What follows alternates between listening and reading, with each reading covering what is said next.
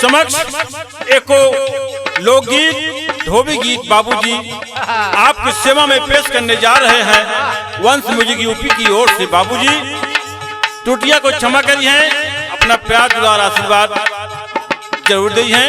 कहना मार साहब कैसे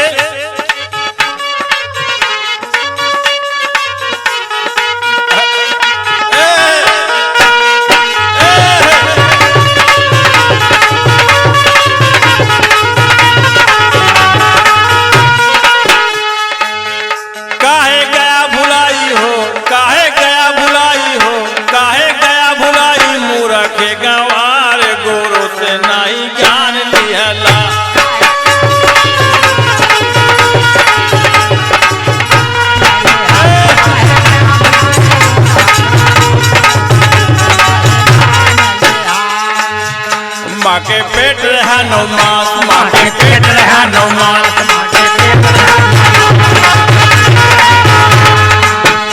मालो मोत भरा था खास, मालो मोत भरा था खास।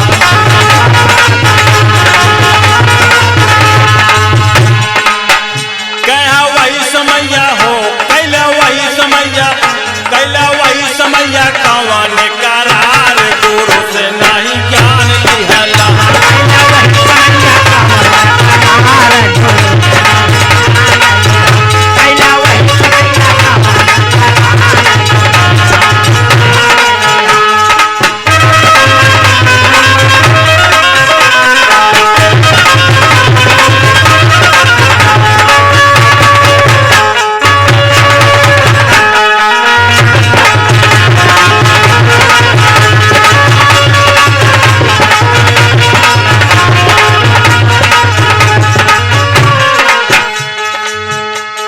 शर्म न तन को आई, तोरे शर्म न तन को आई, तोरे शर्म न तन को आई, तोरे शर्म न तन को आई।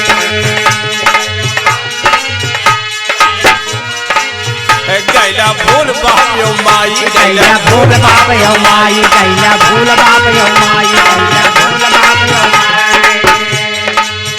जावन जन्म देला हो, जावन जन्म देले यही संसार गुरु से नहीं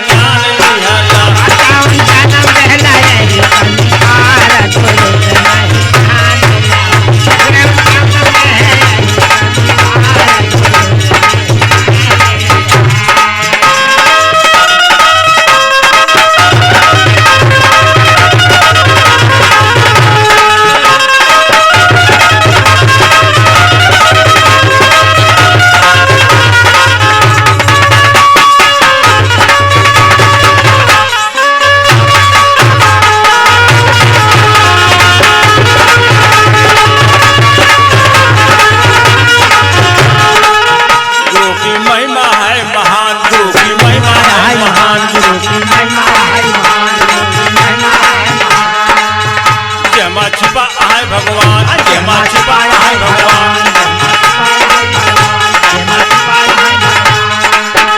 जय के कृपा तो वही है हो, जय के कृपा तो वही है जीवन कारण तार गुरु से नहीं ज्ञान लिहला।